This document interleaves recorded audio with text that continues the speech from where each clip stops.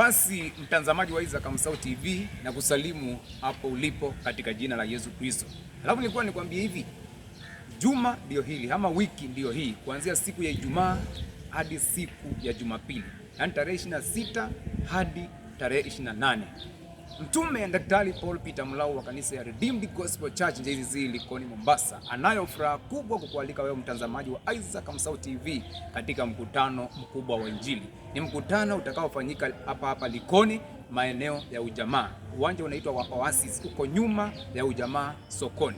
Basi nyote mwakaribishwa. Waimbaji wa Redeemed Gospel Church ama Praise and Worship watakuwa mahali pale kwa siku 3 wakilisifu na kulitukuza jina la Bwana Yesu Kristo kupitia nyimbo za Injili. Pia atakayekuwa akihubiri kila siku na kuwaombea wote walio na mahitaji ni Mtume Daktari Paul Peter Mulau. Nyote mwakaribishwa.